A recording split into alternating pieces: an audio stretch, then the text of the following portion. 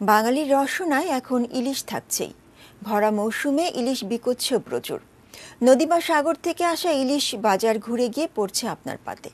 কোন ইলিশ কিনছেন তা জানতে থাকতে হয় কিছু অভিজ্ঞতা। কিভাবে চিনবেন স্বাদের ইলিশ জানাচ্ছেন ফেরদৌস রহমান। 4 টন ইলিশ চলে এসেছে পাতিপুকুর মাছ বাজারে। হাওড়াতেও গিয়েছে, হাওড়া মাছ বাজারেও গিয়েছে, পাতিপুকুর মাছ বাজারেও চলে এসছে। এই মুহূর্তে আমরা দেখতে পাচ্ছি, দেখিয়ে দেবো সেই ইলিশ এখানে রয়েছে। সেই ইলিশ আমরা দেখতে পাচ্ছি, বিভিন্ন ধরনের বিভিন্ন সাইজের ইলিশ রয়েছে আমরা যেরকম দেখছি। পুজোর আগে বাংলাদেশের ইলিশ উপহার পেয়ে এমন গদগদ ওপার বাংলার রসনাবিলাসীরা। ইলিশের গন্ধে যখন বাংলাদেশের বাতাস মম, তখন প্রতিবেশী হিসেবে স্বাদের ভাগাভাগি হতেই পারে। তবে আমাদের বাজারে কত ইলিশ সেই অঙ্কের হিসেবে গানি। এখানে হিসেবটা হলো ইলিশের সাইজ কেমন, আসছে কোথা থেকে, আর সবার উপরে ইলিশের স্বাদ কেমন।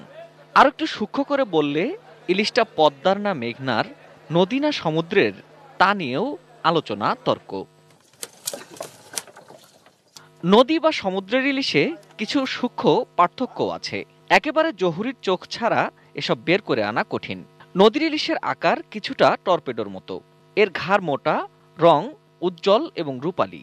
অন্যদিকে সমুদ্রের ইলিশ কিছুটা লম্বাটে গড়নের, ঘাড় তুলনামূলক পাতলা, চোখ লালচে আর গায়েও কিছুটা লালচে আভা থাকে। সার্ডিন এবং চৌক্কাও বাজারে বিক্রি হয় ইলিশ নামে। সমুদ্র উৎস হলেও এগুলো আদতে ইলিশই নয়।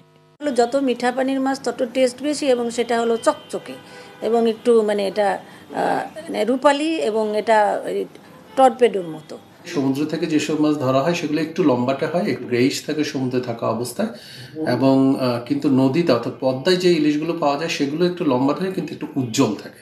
ভোজন রসিক যিনি, তিনি তো পুষ্টি খোঁজেন পরে, স্বাদ আর ঘ্রাণই তার কাছে মুখ্য। পুষ্টিতে তফাৎ নেই, তবে স্বাদ এবং গন্ধে তারতম্য ঘটে ইলিশের উৎসের কারণে।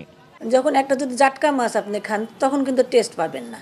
তারপর যখন যখন সমুদ্র থেকে যখন ডিম শুরু হয়েছে, শুরু হবে এরকম ম্যাচিওর হয়েছে কেবল, তখনকার টেস্ট একরকম। আর ডিম যখন এসে যায় তখন কিন্তু আর এক রকম টেস্ট। আবার যখন ডিমটা ছেড়ে দেয় তখন কিন্তু আর এক রকম টেস্ট।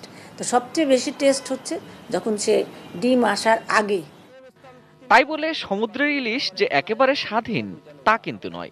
নদীর ইলিশ কিছুটা ভালো হলেও সমুদ্রের ইলিশ কিনেও হতাশ হওয়ার কিছু নেই, কারণ নামদার ইলিশ তা স্বাদে গন্ধে সব সময়ই অতুলনীয়। ব্র্যান্ডিং এর জন্য পদ্মা ইলিশ বা চাঁদপুরের ইলিশ সেই হিসাবে হয়তো ব্র্যান্ডিং করা যেতেই পারে, কিন্তু আমার মনে হয় বাংলাদেশের ক্ষেত্রে যে কোনো জায়গা থেকে ইলিশ ধরা হোক না কেন, সেই ইলিশের স্বাদ এবং গুণাগুণের মধ্যে ওরকম আহামরি কোনো পার্থক্য থাকে না। Ferdous Rahman, ATN news, Dhaka.